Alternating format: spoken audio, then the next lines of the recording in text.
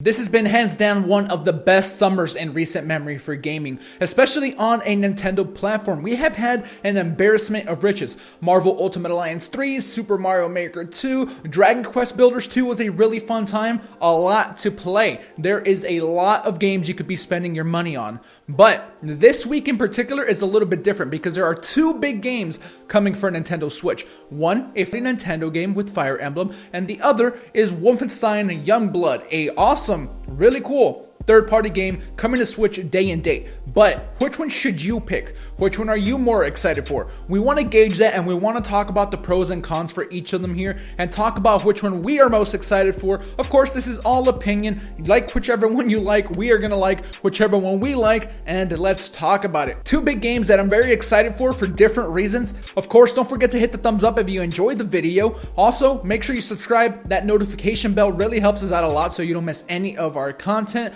Twitter link is in the description, but let's go ahead and get into it. First, let's start with Fire Emblem Three Houses, the next big entry in the franchise. A return to consoles for a franchise that hasn't been on consoles in a while. We know that Fire Emblem has more of a handheld lineage, but the fact that it's now on Switch and you can play it both handheld and docked makes it all the better. This is a big, epic strategy RPG, dozens of hours of gameplay, if not over 100 hours. Previews say that it is a huge game and that there is a ton to do. It's kind of a little bit of a stark contrast to what Wolfenstein is, but if you're looking for sheer amount of gameplay hours, I feel like Fire Emblem is going to be hands down a no-brainer.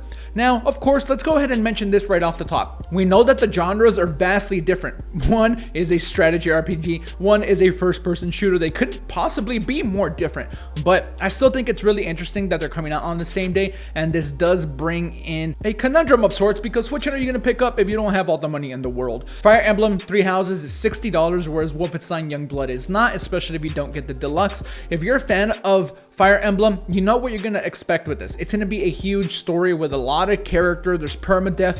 A lot of the staples of what Fire Emblem is are in this game. I don't foresee there being much doubt in your mind if you are already a fan of the franchise. You're picking it up on day one. But what if you're like me and maybe you haven't played Fire Emblem for a really long time? Is this a game to bring you back into the fold? I feel like it could be. Nintendo has been pushing it a lot lately. See a bunch of trailers, see a lot of marketing for it. Word of mouth seems to be positive. Previews went up of people that have played the game for a long time now, and everything seems to indicate that this is going to be an experience that Fire Emblem fans are going to enjoy. And maybe if you were not so much of a fan of Fire Emblem, it'll be a good time for you to come in for the first time. That's really what I'm hoping here, because it can be a little bit overbearing. There's permadeath, there's a million characters, there's a lot in this. Okay, so if you are looking for a little bit more of a leisurely playthrough, this one might not be for you, because it is like pretty hardcore, honestly. The mechanics are deep, the strategy aspect of it, it's going to have a little bit of a learning curve, so you are going to need to have a little bit of patience with it. This is a single player focused game, as it should be. Okay, so you're going to be having this experience alone. And the concept of the Three Houses, although it is very Harry Potter-like, is still really, really cool. I can't wait to dive in, pick my house, and see what type of epic adventures unfold. My excitement for Fire Emblem Three Houses has honestly been going up the more I see. And we have seen plenty. You've been seeing the treehouse footage. We have a lot of trailers introducing characters and houses. There is a lot to love here. And this is an experience that I am looking forward to diving into. It's just that I know I'm going to do it at a way slower pace. I like big RPGs like this. I like sinking my teeth into a world and characters like this. And I haven't done it in a while, so maybe this one really surprises me and I end up loving it. So let's quickly talk about what this game does that maybe Wolfenstein doesn't. Huge epic story with dozens and dozens and dozens of hours, a ton of character, and a lot of strategy. I feel like those things are going to be in Fire Emblem Three Houses and not so much in the other one. So we already know what we're going to be getting with Fire Emblem Three Houses. It's a new take on the franchise on a new platform, and I'm really, really looking forward to see how this turns out. I can't wait to have my own adventures. I'm going to have some heartbreak in this game. I already know it. But now let's talk about something that is a little crazier. Now let's talk about Wolfenstein Youngblood. First off, this is not $60. It is $30 for the regular version and $40 for the deluxe that comes with a buddy pass, so you and a friend can play with one copy of the game technically. It's way cheaper than Fire Emblem, so let's go ahead and make sure we note that. If you and a friend are both interested in it, you can even maybe split the cost of the deluxe version and both play it with that one copy.